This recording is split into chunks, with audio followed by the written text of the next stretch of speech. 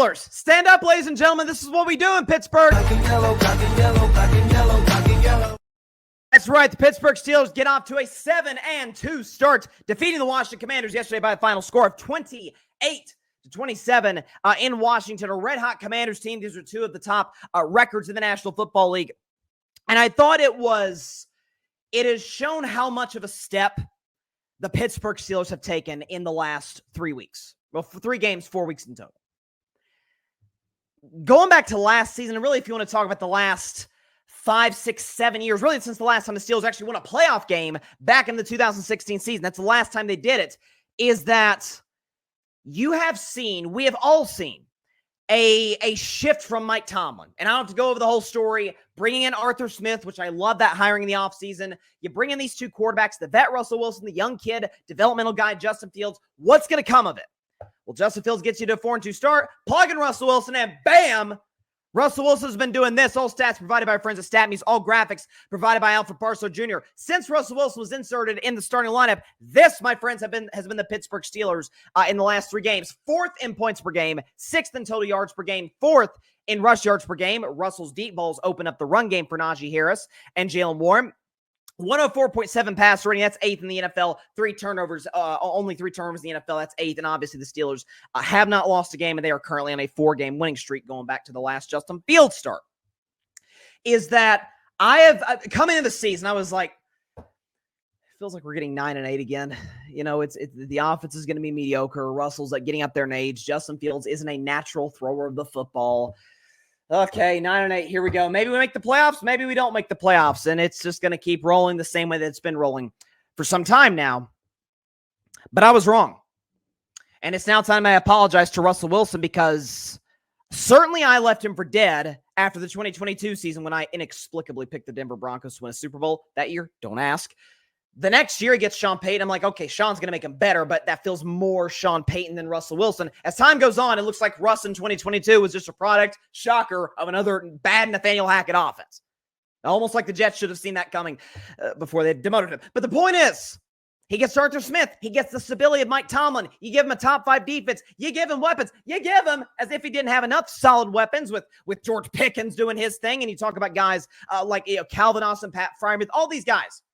You add Mike Williams at the deadline, a guy who I'm like, they really pan out with the Jets. Yeah, nobody pans out with the Jets. My bad on that one. Nobody pans out with that sorry franchise. Mike Williams catching on 9 snaps total played in the game. Catches what ended up being the game-winning touchdown on a beauty by Russell Wilson with about 2 minutes to go. Russell Wilson was not terribly efficient, only completed about 50% of his passes. Had an interception in the second half that was more like a punt because it was on a 3rd down and long. But 3 touchdowns passing, the deep ball to Pickens, to Mike Williams, to others, was working all day long.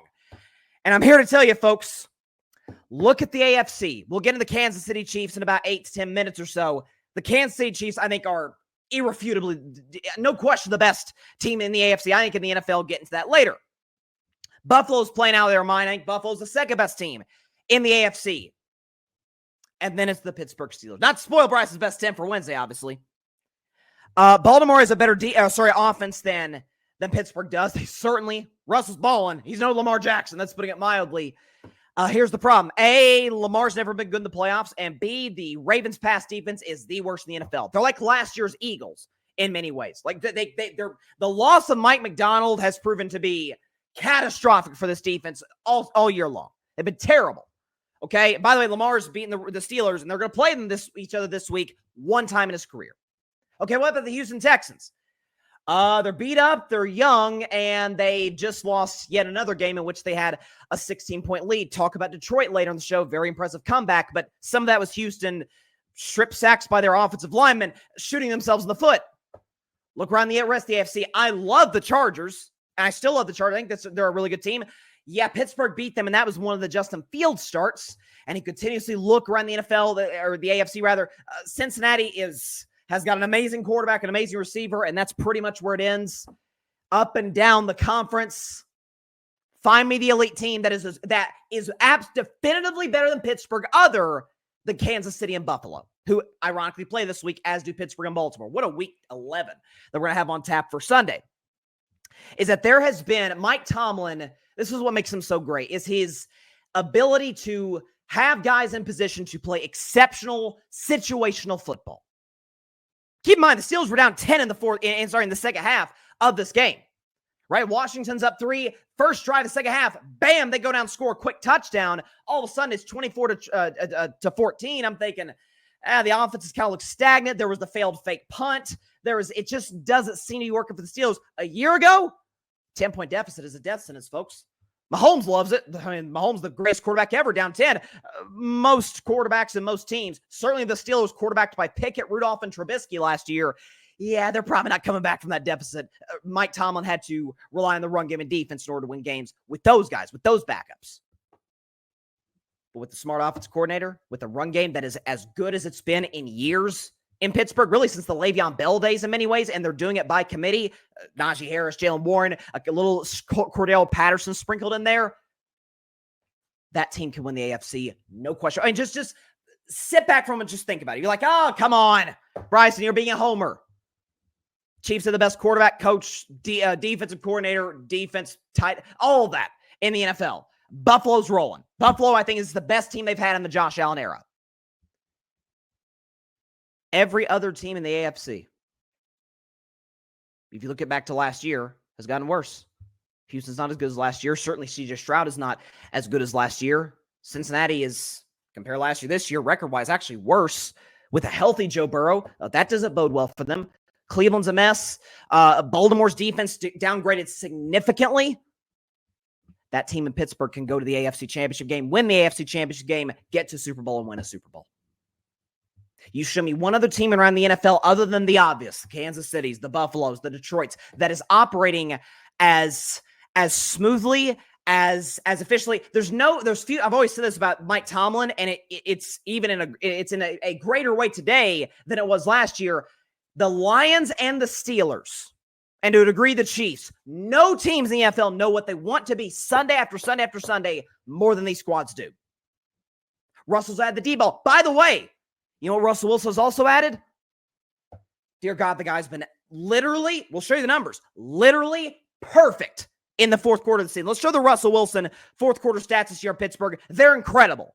216 yards, keep in mind, he's only played 3 games. 216 yards passing, 3 tuds, 0 picks, completing darn near 80% of his throws, 15 yards per attempt in the fourth quarter. So he's letting it rip out there. 9 first down conversions. And what is that I see down there? It appears to be a perfect passer rating. 158.3 has been Russell Wilson in the fourth quarter. Obviously the offense opened up when Tomlin put him in. Right, you got him facing a bad Jets team and then a bad Giants team back-to-back weeks at home in primetime. You're supposed to blow teams like that out in primetime games. Washington, for their failings defensively, that kid, Jaden Daniels, really good. I don't know if that's breaking news exactly, but Jaden Daniels is a really good quarterback. On his way to being a great quarterback. Dan Quinn's done an amazing job. Go on the road, down 10 the second half. For the last basically 28 minutes of the game, your defense holds Washington, that explosive Commanders offense, to 3 points. Meanwhile, the Steelers offense goes berserk in the fourth quarter. Russell's great. The run, by the way, the Steelers won this game by 1. They could have easily won this game by double digits. The fake punt, which don't love the call, is actually executed well other than a wide open drop. But had the fake punt worked, Washington wouldn't have gotten their first touchdown set up in the red zone. Okay, talking about the fact that prior to the Russell Wilson go-ahead drive in the fourth quarter to win the game, they had driven down the field on the drive before that. Freaking Jalen Warren fumbles inside the 5-yard line and gives the ball back to the Commanders.